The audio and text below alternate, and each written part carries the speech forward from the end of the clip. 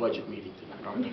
All right. Very briefly, I want to just clearly kind of put my 2 cents into the whole dialogue. I think it's very important to understand this business, like big tobacco, is not going to tell us what's wrong until everyone dies.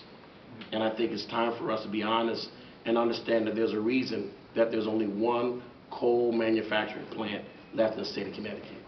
And I think realistically, if we ask them to give us the information and how quality of a plant it is, and I assure you most certainly that the plant probably does look better, but better is not right. And my concern, I can say initially, I didn't understand everything about air quality. I didn't know anything about environmental justice. Roughly about 7 years ago, I was introduced to it. I was approached, and I made a present to the pastors this weekend. I kind of said, you know, I'm not really a tree hugger. I got bigger issues. People are dying of drugs and crack, and our kids aren't getting education. I really can't get into the tree hugging thing. But as I got educated, and I began to realize, and I coached, now it's been 8 years in the Bridgeport Pop Warner, more and more of our kids have asthma pumps. More and more of our children are suffering with breathing issues. And when I asked and I really got educated, I found out it's air quality.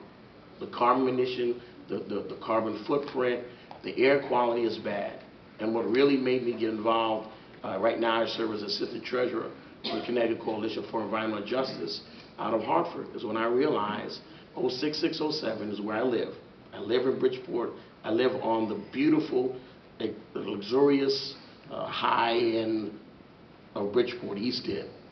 06607. The zip code that I live in has the worst air quality in all of New England. When I found that out 7 years ago, I took my collar off, I took off my whistle, and I took my hands and wrapped around the tree. Because I realized there's something wrong. And the problem that's wrong with this city, like everything that's wrong with Bridgeport, no one really cares about the poor, disenfranchised, and those that are near that plant. Everyone that owns a plant, those that operate the plant, those that know their sciences and know everything about the research, they understand and they know that the emissions coming from that plant is not conducive for people that want to live. If so, Wilton and Greenwich would have one in their neighborhood. There's a reason it's in Bridgeport.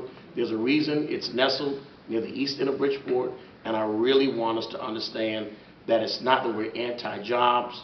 We're not, and we understand, I'm very much aware, my friend the mayor made me very much aware that they're the #1 taxpayer. I understand that. But at the end of the day, I think oxygen is more important than taxes. And I'm very happy with what they offer the city. I'm sorry to see them lose jobs, but I think our city needs to prepare and progressively prepare the city in the correct direction that we need to go to provide us for alternatives for energy. And up front, yes, it's going to cost some money.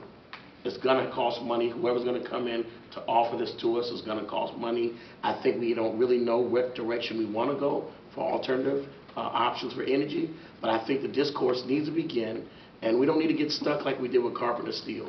Just look up and they're gone, and then we're trying to figure out everything rampantly. I think we need to proactively look and consider that this plant, although it's been here a long time and provides good jobs and taxes, it is not good for the future of the city. It doesn't tie into the Be Green 2020 program the mayor's trying to initiate, and it is a dirty plant. It is a dirty plant, and I think it's important for us. We don't have to wait like big tobacco. They're not going to tell us just how bad it is. They're not going to tell us. They're not going to come up with real research and the real data, but we know it's not quality. Even though the smoke is coming out white, doesn't mean what's coming out of it's clean. It's like eating white snow.